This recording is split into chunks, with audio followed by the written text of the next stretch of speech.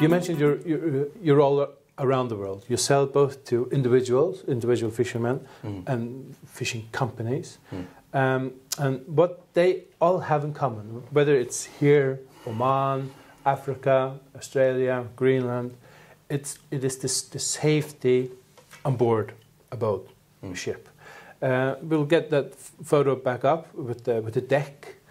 Could you explain to us in regards to the safety that these equipment provide to the fishermen? Of course, we have domestic and international laws in regards to fishing. We won't come into that, but could you explain to us how does the safety measures operate on board a deck? Just briefly, when it comes to, let's say, governmental agencies that have a degree of authority when it comes to safety issues, we've experienced that when we, for example, sell these machines, that some authorities within certain nations, they ask for, let's say, a certificate of not appliance. What's the word I'm looking for? Application. Well, yes, I guess. But what I mean by this is that a certificate that sort of demonstrates and shows and tells what would be a safe way of operating this product, and how does this impact the safety levels of the vessel and how it's being operated. In some cases, we've had to oblige and help out and try to issue these documents and provide that documentation. And usually, we're able to go through that process without much issue. It can delay a delivery by anywhere from a few days to a few weeks, but usually it's not a big issue. But having said that, what we often focus on, especially when communicating to the end user, a fisherman who has a commercial license, it can be anywhere from a dinghy, a small open vessel, to a larger steel vessel. We always communicate and talk about stability, the weight of the equipment, how it's being installed and what to be mindful of.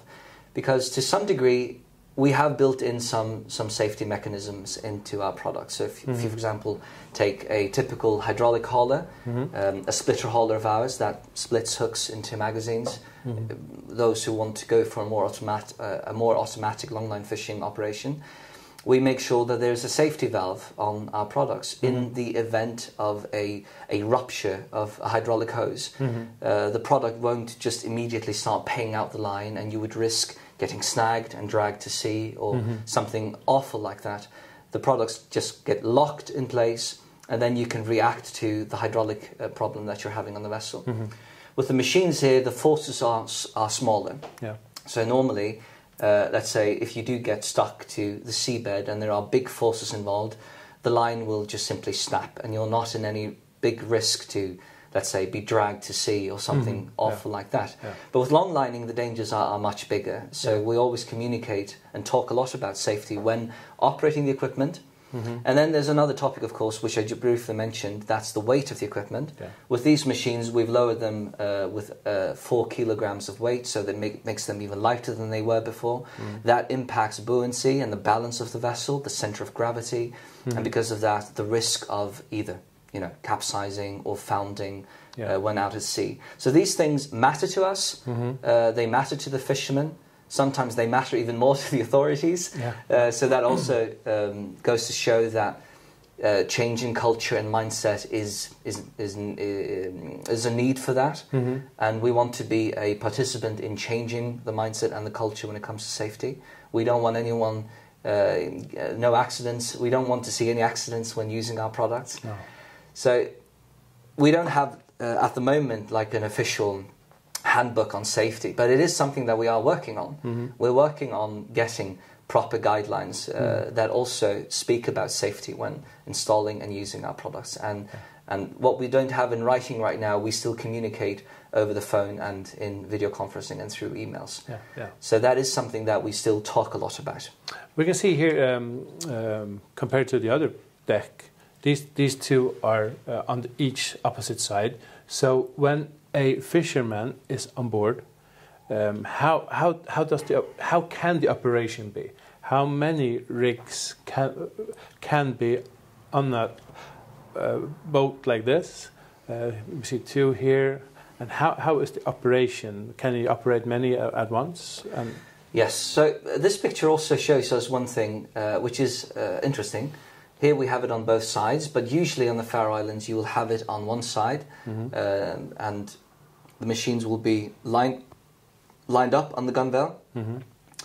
If the equipment was heavier, it would make a lot of sense to put some type of ballast on the other side to balance the vessel.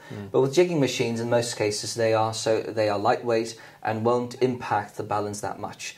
But it depends on the size of the vessel, depends on the ballast that's already there. So it's something that to be mindful of in terms of safety.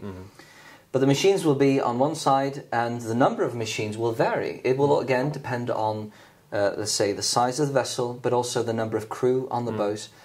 We'll have some, let's say, an extreme situation. I call it extreme because you'll have one man out there on a vessel with anywhere between 6 and 8 machines as one person.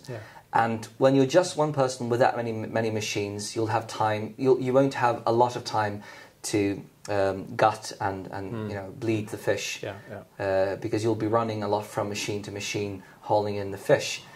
So I would recommend having 1 or 2 extra hands on the deck there to assist.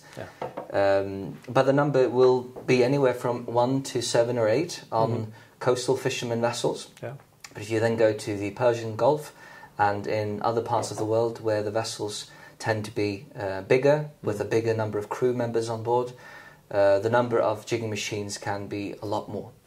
We have examples of 12 and more machines on a vessel, which isn't that unusual.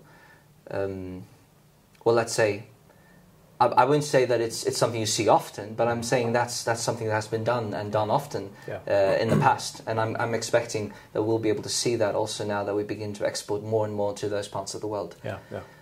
So one person, I would say, can easily operate 2 machines without any issue, and perhaps he can go up to 4 machines and it would be manageable. More than 4 machines, depending on how much fish there is, it can be a challenge.